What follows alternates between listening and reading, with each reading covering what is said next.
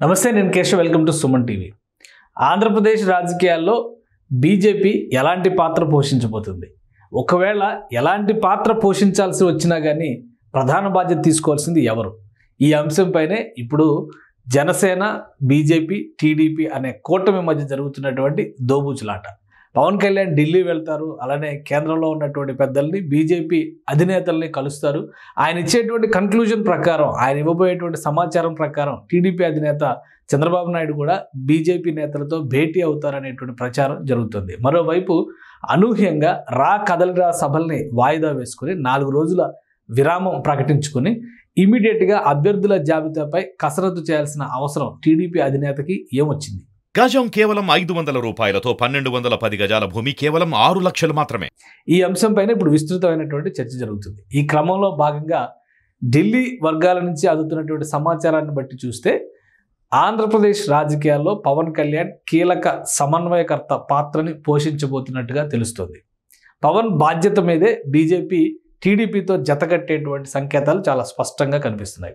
గతంలో ఉన్నటువంటి అనుభవాల్ని, ప్రధానంగా 1999లో జరిగినటువంటి అనుభవాలు, 2014 తర్వాత జరిగినటువంటి పరిణామాలు, వీటన్నిటిని దృష్టిలో ఉంచుకొని భారతీయ జనతా పార్టీ అధినాయకత్వం టీడీపీతో కలిసి వెళ్లే కంటే జనసేన, బీజేపీ కలిసి ముందడుగు వేయడమే మేలనేటువంటి అభిప్రాయంతో ఉంది.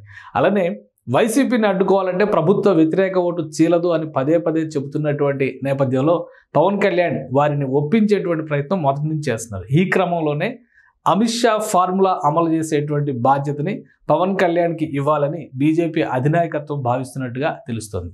అసలు ఈ అమిత్ షా ఫార్ములా ఏంటి? ఎటువంటి వ్యూహం ద్వారా ఆంధ్రప్రదేశ్లో బీజేపీ అడుగు పెట్టాలని భావిస్తోంది?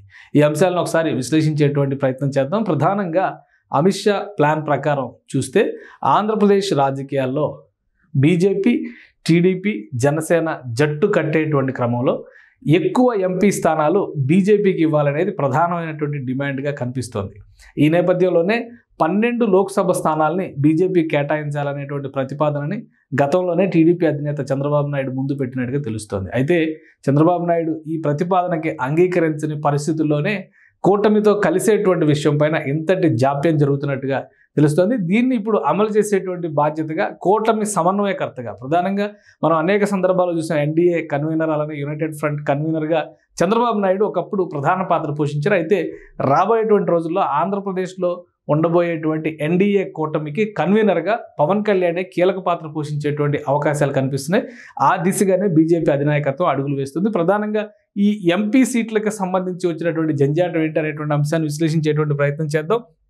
అమిత్ షా చేస్తున్నటువంటి ప్రతిపాదనల ప్రకారం ఆంధ్రప్రదేశ్లో ఉన్నటువంటి ఆంధ్రప్రదేశ్లో 25 లోక్సభ స్థానాలు ఉన్నాయి. ప్రస్తుతం ఉన్నటువంటి ఆంధ్రప్రదేశ్ లోక్సభ స్థానాల సంఖ్య 25 లోక్సభ స్థానాలు. అయితే ఇందులో ఇప్పుడు ఏ పార్టీకి ఎన్ని సీట్లు కేటాయించాలనేది ఒక ముఖ్యమైనటువంటి అంశంగా మారింది.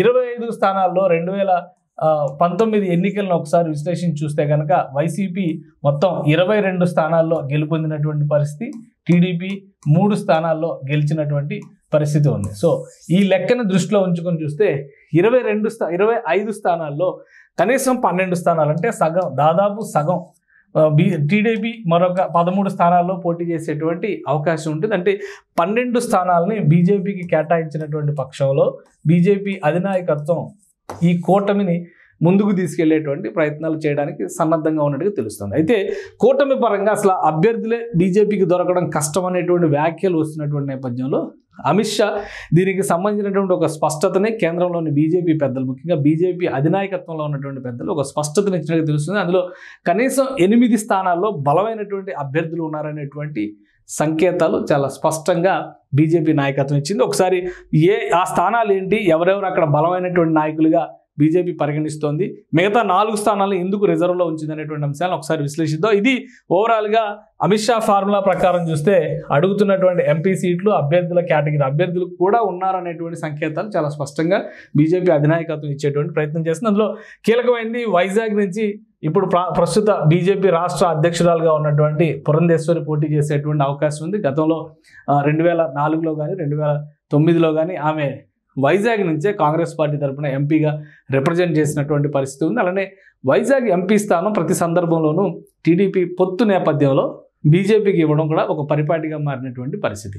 గతంలో కంభంపాటి హరిబాబు కూడా ఇక్కడ నుంచి ఎంపీగా రిప్రజెంట్ చేసినటువంటి అనుభవం. ఈ నేపథ్యంలో వైజాగ్ని ఫస్ట్ చాయిస్గా తీసుకున్నారు. అలానే రెండవ స్థానంగా విజయవాడ నగరానికి సంబంధించి విజయవాడ లోక్సభ స్థానాన్ని బీజేపీ కోరుతుంది. విజయవాడ లోక్సభ స్థానం నుంచి పోటీ చేయడానికి సుజనా చౌదరి ప్రస్తుతం బీజేపీలో ఉన్నారు. రాజ్యసభ సభ్యుడిగా చేశారు, కేంద్ర మంత్రిగా ఉన్నారు. ఈ అనుభవాల నేపథ్యంలో విజయవాడ నుంచి ఆయన బరిలోకి దిగాలని ఆశిస్తున్నట్టుగా ఒక సమాచారం ఉంది. అలానే కడప నుంచి ఆదినారాయణ రెడ్డి గత మంత్రివర్గంలో వైసీపీ నుంచి గెలుపొందినప్పటికీ కూడా గత చంద్రబాబు నాయుడు మంత్రివర్గంలో మంత్రిగా పనిచేసినటువంటి నాయకుడు. కడప నుంచి ఆయన ఎంపీగా పోటీ చేయాలనేటువంటి ఆలోచనతో ఉన్నారు. అవినాష్ రెడ్డి కి సంబంధించి ముఖ్యంగా వివేకానంద రెడ్డి హత్య కేసు విషయంలో కూడా ఆయన పైన ఆరోపణలు విమర్శలు వచ్చినటువంటి పరిస్థితులు ఉన్నాయి. అయితే వైఎస్ కుటుంబాన్ని ధీటుగా ఎదుర్కొని నిలబడగలరు అనేటువంటి సంకేతాలు ఉన్న నేపథ్యంలో ఆదినారాయణ రెడ్డి కడప నుంచి బరిలోకి దిగుతారు. ఇక రాజంపేట నుంచి సీఎం రమేష్ బరిలోకి దిగుతారనేటువంటి సంకేతాలు కనిపిస్తున్నటువంటి పరిస్థితి. ఈ లిస్టు ప్రకారం చూస్తే కర్నూలు నుంచి టీజీ వెంకటేష్ గతంలో కర్నూలు నుంచి రిప్రజెంట్ చేశారు. అలానే మాజీ మంత్రిగా కూడా ఉన్నారు. సీఎం రమేష్ రాజ్యసభకి రిప్రజెంట్ చేసినటువంటి నాయకుడు. అలానే ఏలూరు నుంచి కామినేని శ్రీనివాస్ గత చంద్రబాబు నాయుడు మంత్రివర్గంలో ఈయన కూడా మంత్రిగా పనిచేశారు. కైకలూరు నుంచి బీజేపీ ఎమ్మెల్యేగా గెలుపొందినటువంటి నాయకుడు కామినేని శ్రీనివాస్. ఈసారి ఆయన లోక్సభ బరిలో దిగేటువంటి అవకాశాలు ఉన్నాయనేటువంటి మాట చెప్తున్నారు. ఇక మరొకటి నెల్లూరు నుంచి సత్యకుమార్ బీజేపీ జాతీయ పార్టీ వ్యవహారాలు చూసినటువంటి కీలకమైనటువంటి నేత. ఆయన నెల్లూరు నుంచి బరిలో దిగేటువంటి అవకాశాలు ఉన్నాయంటారు. అలానే నరసరావుపేట నుంచి జీవీఎల్ నరసింహారావు వాస్తవానికి వైజాగ్ కేంద్రంగా అనేక రాజకీయాలు నడుపుతున్నటువంటి పరిస్థితి ఉంది. అయితే ఆయనకి ఈసారి నరసరావుపేటని కేటాయించమని కోరేటువంటి సంకేతాలు కనిపిస్తున్నాయి. అలానే ఇంకా మిగతా విషయాల్లో కూడా చూస్తే కనుక మనం మరొక కీలకమైనటువంటి నేత మాజీ సీఎం కిరణ్ కుమార్ రెడ్డి ఉన్నారు ఇక్కడ. అలానే మరికొంతమంది నాయకులకు సంబంధించినటువంటి జాబితా కూడా బీజేపీ నాయకత్వం ఇప్పటికే పరిశీలిస్తున్నటువంటి పరిస్థితి. సో ఇవన్నీ చూస్తే కనుక ఇంకొక 4 నియోజకవర్గాలకు సంబంధించి ప్రధానంగా బీజేపీ గత ఎన్నికల్లో కాకినాడ నుంచి రాజమండ్రి స్థానాన్ని కూడా ఇందులో ఎక్కడ ప్రతిపాదనలో పెట్టినటువంటి పరిస్థితి లేదు. రాజమండ్రి నుంచి ఎంపీ రిప్రజెంట్ చేసిన పరిస్థితి ఉంది, కాకినాడ నుంచి రిప్రజెంట్ చేసిన పరిస్థితి ఉంది, నరసాపురం నుంచి రిప్రజెంట్ చేసినటువంటి పరిస్థితి ఉంది. సో గోదావరి జిల్లాలకు సంబంధించినటువంటి కీలక స్థానాలు ఇవి.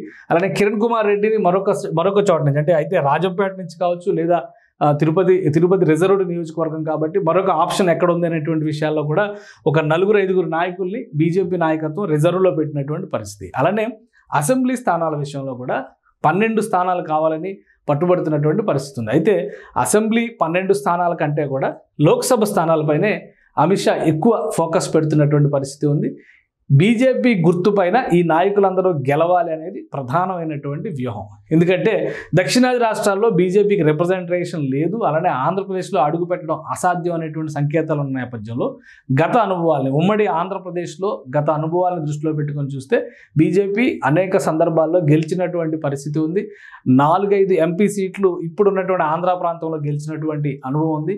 ఈ పరిస్థితి మళ్ళీ పునరావృతం కావాలన్న ఆలోచనతోనే కనీసం 8 స్థానాలకు సంబంధించినటువంటి ఒక క్లారిటీని బీజేపీ అధినాయకత్వం భావిస్తుంది. వీటితో పాటు రాజమండ్రి, కాకినాడ అలానే నరసాపురం లాంటి నియోజకవర్గాల్ని జనసేనతో కలిసి పంచుకోవడమా లేదా పూర్తిగా వాటిని కూడా బీజేపీ కోటాలోనే తీసుకోవడమా అనేటువంటి అంశం పైన కొంత మీమాంస జరుగుతున్నటువంటి పరిస్థితి ఉంది. అయితే అమిత్ షా ఇచ్చినటువంటి ఆదేశాల ప్రకారం ఎంపీలు ఎక్కువ మంది గెలవాలంటే కనుక ఆంధ్రప్రదేశ్ రాష్ట్రంలో చంద్రబాబు నాయుడు వెంట బీజేపీ నడవడం కంటే కూడా పవన్ కళ్యాణ్ నాయకత్వంలో జనసేన, టీడీపీ, బీజేపీ కూటమి ముందడుగు వేయాల్సినటువంటి ఆవశ్యకత ఉంది. పవన్ కళ్యాణ్ని ఆ విధంగా రాజకీయంగా బలోపేతం చేయాలనేటువంటి ఆలోచన బీజేపీ చేస్తున్నట్టుగా ఢిల్లీ వర్గాల నుంచి అందుతున్నటువంటి సమాచారం. సో ఈ నేపథ్యంలో పవన్ కళ్యాణ్ ఒక సమన్వయకర్త పాత్రని, కన్వీనర్ పాత్రని ఎన్డీఏకి సంబంధించి కూటమిని ముందుకు నడిపించేటువంటి అంశాలకు సంబంధించి పోషించాల్సినటువంటి అవసరం ఉంటుంది. ఆ బాధ్యత పవన్ తీసుకుంటేనే ఈ కూటమిలో 3వ పక్షంగా భారతీయ జనతా పార్టీ చేరే అవకాశం ఉందనేటువంటి సంకేతాలని చాలా స్పష్టంగా బీజేపీ అధినాయకత్వం తేల్చి చెప్పినట్టుగా తెలుస్తుంది. ఒకవేళ అదే నిజమైతే కనుక రాబోయేటువంటి రోజుల్లో ఈ కూటమికి సంబంధించినటువంటి భవిష్యత్తు డిసైడ్ చేయాల్సింది పవన్ కళ్యాణ్ అనేటువంటి సంకేతాలు వస్తుంది. మరొక వైపు నుంచి 2 పార్టీలకి సంబంధించి అంటే జనసేన, టీడీపీకి సంబంధించి కూడా సీట్ల సర్దుబాటు జరగాల్సినటువంటి అవకాశం ఉంది. 175 నియోజకవర్గాల్లో ఎవరు ఎన్ని స్థానాల్లో పోటీ చేయాలనేటువంటి అంశం పైన కూడా ఒక స్పష్టత రావాలంటే పవన్ కళ్యాణ్తో సమన్వయం చేసుకోవడం ద్వారానే టీడీపీ ముందుకు కదలాల్సినటువంటి అవసరం ఉంది. ఈ నేపథ్యంలోనే 2 స్థానాలకు సంబంధించి ముందస్తు సమాచారం లేకుండా చంద్రబాబు నాయుడు ప్రకటనలు చేయడం పైన జనసేన ఆక్షేపణ తెలియజేసింది. దానికి ప్రతిగా మరొక 2 స్థానాలు జనసేన పోటీ చేయబోయేటువంటి మరొక 2 స్థానాల ప్రకటనను కూడా పూర్తి చేసింది. ఈ అంశాలన్నీ కూడా కేంద్రంలోని బీజేపీ పెద్దల కన్నుసన్నల్లోనే జరుగుతున్నట్టుగా సమాచారం ఉంది. పవన్ కళ్యాణ్ రాజకీయంగా మరింత బలోపేతం అయితేనే ఆంధ్రప్రదేశ్ రాజకీయాల్లో బీజేపీకి కావలసినంత పట్టు దక్కేటువంటి అవకాశం ఉందనేటువంటి ఆలోచన చేయడం. మరోవైపు దక్షిణాది రాష్ట్రాల్లో కాషాయ దళం విస్తరించాలంటే ఆంధ్రప్రదేశ్ కూడా ఒక కీలకమైనటువంటి స్థావరంగా గుర్తించాల్సినటువంటి అవసరం ఉంది. ఆ బాధ్యతను పవన్ కళ్యాణ్ తీసుకుంటేనే పొత్తు విషయంలో స్పష్టత వస్తుంది అనేటువంటి సంకేతాలు స్పష్టంగా ఇచ్చినట్టుగా తెలుస్తుంది. సో రాబోయేటువంటి 3-4 రోజుల్లో టీడీపీ జనసేన నేతల మధ్య అధినేతల మధ్య జరగబోయేటువంటి సమావేశాలు అత్యంత కీలకమైనవిగా కనిపిస్తున్నాయి. ఈ సమావేశాల ద్వారానే భవిష్యత్ ఎజెండా డిసైడ్ అయ్యేటువంటి అవకాశాలు ఉన్నాయనేటువంటి అభిప్రాయం కలుగుతుంది. ఈ నేపథ్యంలో 3-4 తేదీల కల్లా ఒక స్పష్టత ఇచ్చిన తర్వాత మరొకసారి ప్రజాక్షేత్రంలోకి వేగంగా వెళ్లేందుకు కావాల్సినటువంటి ప్రణాళికల్ని అటు టీడీపీ అధినేత ఇటు జనసేన అధినేత కూడా రెడీ చేసుకుంటున్నటువంటి పరిస్థితి. ఈ నిర్ణయాన్ని బట్టే భారతీయ జనతా పార్టీ ఎన్నికల ప్రచారానికి సంబంధించి అభ్యర్థుల ప్రకటనకు సంబంధించి కూడా ఒక స్పష్టత ఇచ్చేటువంటి అవకాశం ఉంది. ఈ అమిత్ షా సూచించినటువంటి ఎక్కువ మంది ఎంపీలు అనేటువంటి ఫార్ములాని ఖచ్చితంగా ఆంధ్రప్రదేశ్లో అమలు చేసి తీరాల్సింది అనేటువంటి అభిప్రాయంతో కేంద్రంలో పెద్దలు ఉన్నట్టుగా సమాచారం అందుతోంది. సో ఎటువంటి నిర్ణయం తీసుకుంటారో మరికొద్ది రోజుల్లోనే క్లారిటీ వచ్చేస్తుంది.